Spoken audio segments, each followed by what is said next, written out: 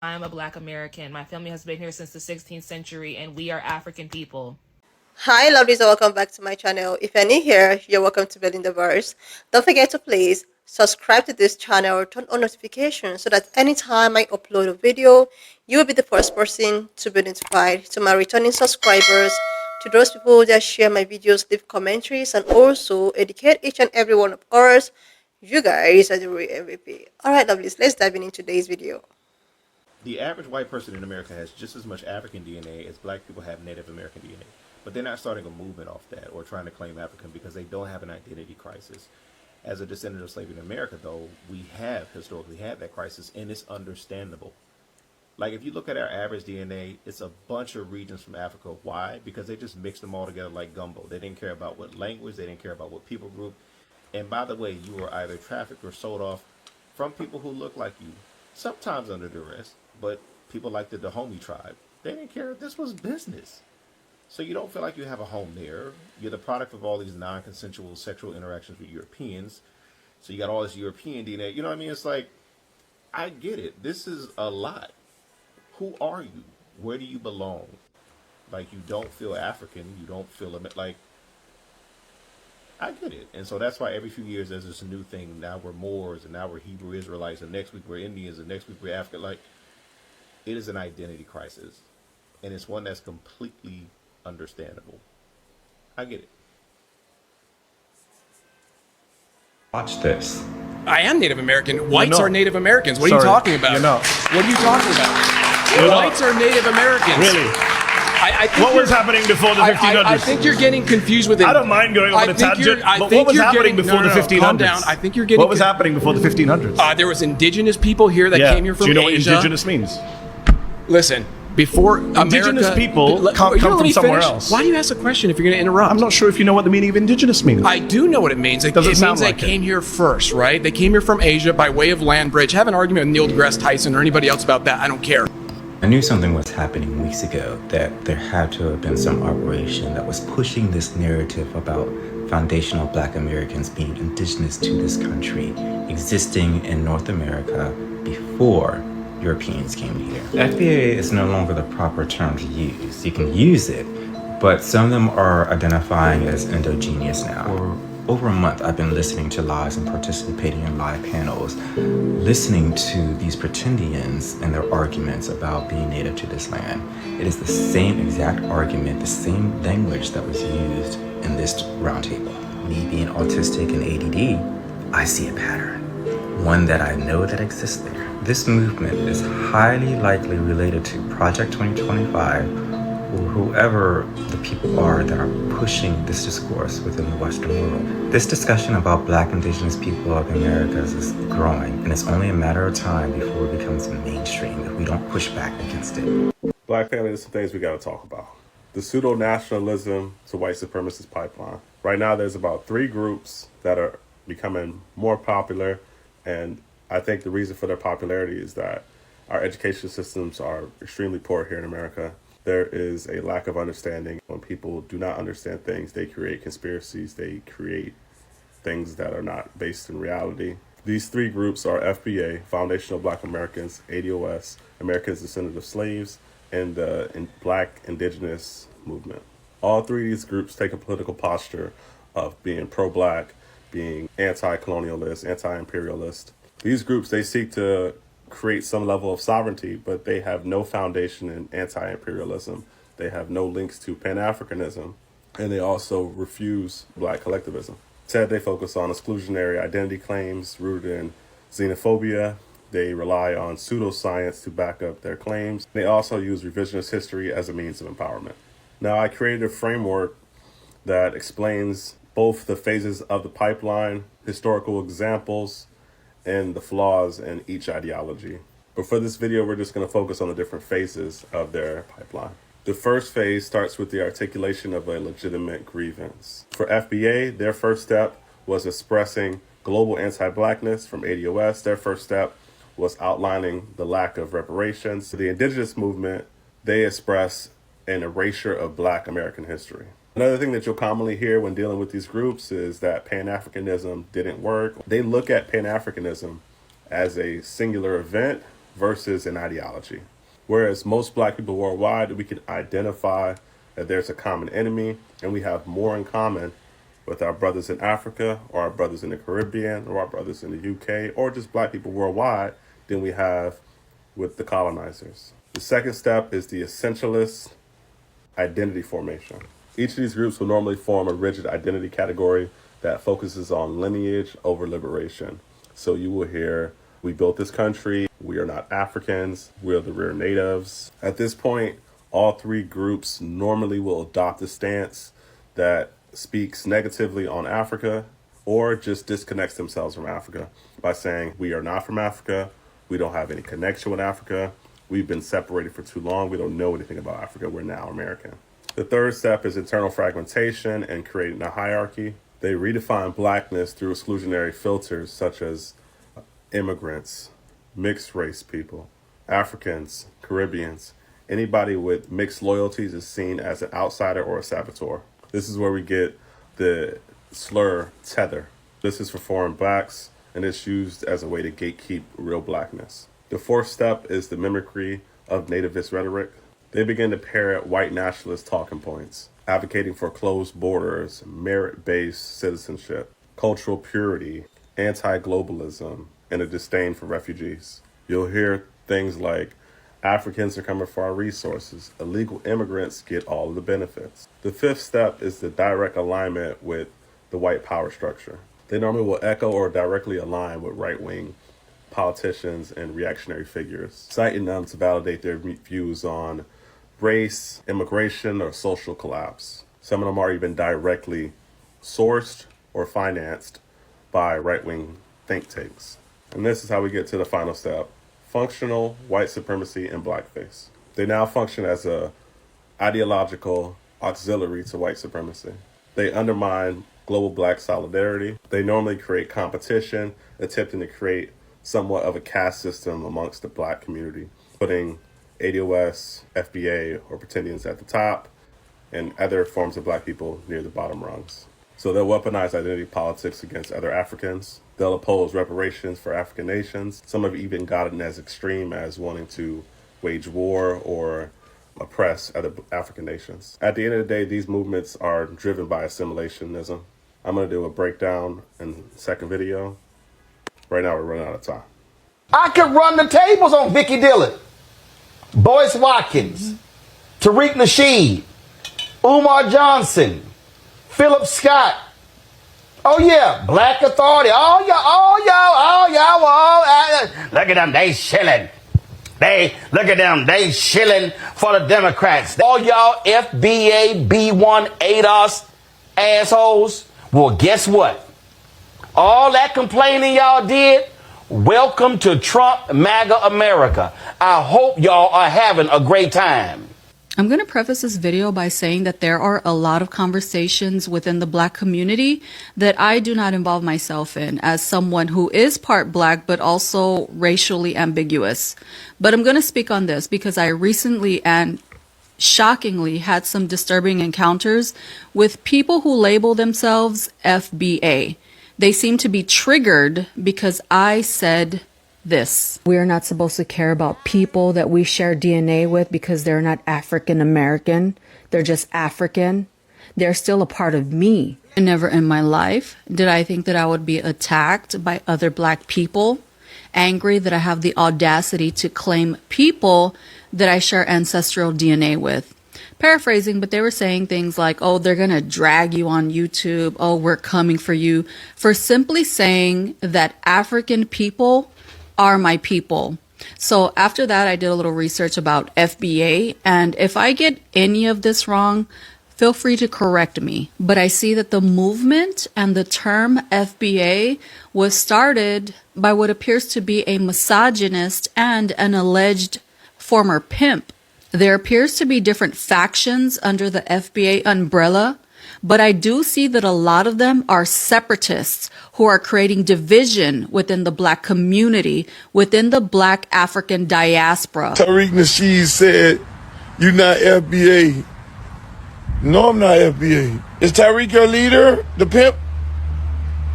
Convince y'all that y'all was supporting something, a real movement. disguised up under reparation. Oh, it's all about reparation. The Democrats ain't did nothing for us, so we ain't voting. We're holding back our vote. Look where that got you. And all that is doing is the work of white supremacy. They are acting as agents of white supremacy. When they do that, they're helping our oppressors to divide and conquer us. I've also seen some people under the FBA label claim to be the original people, which is indigenous erasure, which is extremely problematic. Some of y'all have such a desperate need to belong to something so bad. Y'all are so desperate to be led by someone, anyone, that y'all will accept leadership from an alleged former pimp who is allowing himself to be used as a tool of white supremacy against his own, causing division and chaos within his own community, even attacking Kamala Harris. I wouldn't put it past them, dude, for in the next couple of weeks to have Kamala come out doing a twerking video. I wouldn't be surprised if Kamala came out in a thong with them little East Indian cakes, dropping it like it's hot. These folks are very desperate right now, ladies and gentlemen. But defending Donald Trump at times. So a lot of you are no different than the MAGA cult. You criticize if y'all are easily fooled into falling in line behind this dude as your leader. And again, I will say that despite the bickering within the diaspora, African people are my people. When I look at African people, I see some of my roots. I see what was robbed of my great-great-grandparents who were former slaves and my ancestors before them. So if you're going to come for me because that's what I stand on, then come for me, because I'm no stranger to it. You ain't demure, honey. You're diabolical. You ain't demure, you're them hands, baby. You ain't cutesy, you're petty. And that's all right, baby. This whole foundational Black American conversation, what's the problem? I see my African brothers and sisters getting very offended by this, but I am struggling to understand why, because there is a difference. For example, our ancestors didn't build this bitch.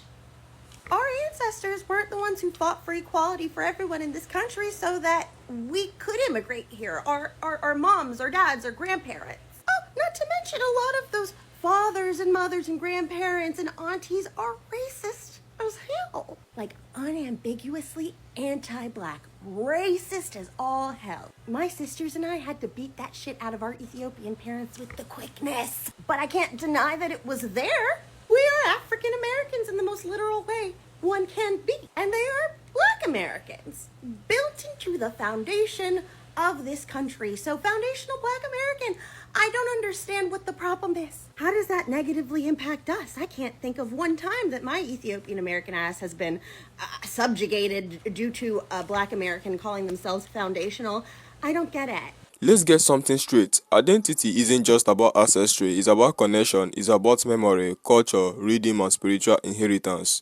And for Black Americans, descendants of enslaved Africans in the United States, that inheritance has always been African, not Native American, not Hebrew Israelites, not more African. But every few years, a new label rises, a new movement, a new theory. One decade it's Moorish science, the next is ideology, then it's Hebrew Israelites, then it's indigenous claims we were already here, and now it's foundational Black Americans or FBA.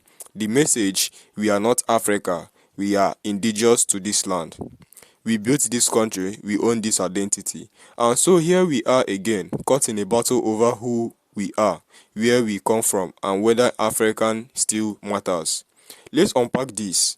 There is a very real reason this conversation keeps coming back. It's called an identity crisis, and I don't say that as a dig or to be disrespectful.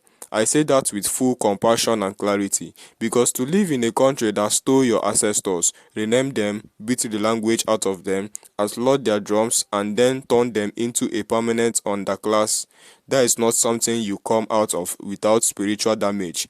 The transatlantic slave trade wasn't just a physical event, it was a slavery of the soul, a cutting of the root, a force and an animus. So today we are living with the symptoms of that disconnection. When someone says we are not Africa, what they really saying is, I don't know who I am, but I know I don't feel accepted by African, and I don't feel accepted here either. So I need something that is mine, that is exclusive, that makes me feel whole. That is the emotional core behind a lot of this FBA, adults, and black indigenous rhetoric. It's not entirely about history, it's about healing or the absence of it. But healing cannot come from lies, and this new narrative that black Americans are the original Native Americans, that we were already here before Columbus, that the transatlantic slave trade is a myth or greatly exaggerated. This is historical deminism dressed in a pan-nationalism.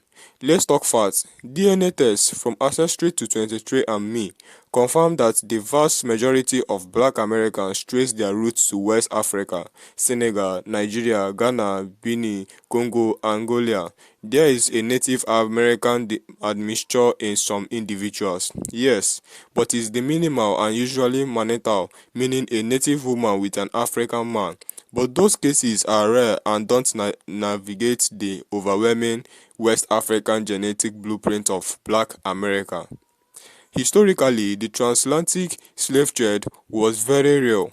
Millions were taken from African shores, and yes, Africans sold Africans. That is also true. Sometimes under duress, sometimes for profit. Kingdoms like Denome, Eyo, Ashanti participated in this violent economy. That doesn't erase our identity. If anything, it complicates it. Our ancestors were both victims of European brutality and betrayed by African opportunism. That is part of the trauma we inherited. But to say we are not African because of this, that's like being adopted and then denying your biological mother because the adoption wasn't your choice. Your original doesn't disappear because it's painful. Let's go deeper into this claim that black Americans are indigenous to America. Some of the loudest voices in the conversation, like to quote Eva Van Sentimer's book, They Came Before Columbus, where he argues that West Africans may have made contact with the Americans before Columbus.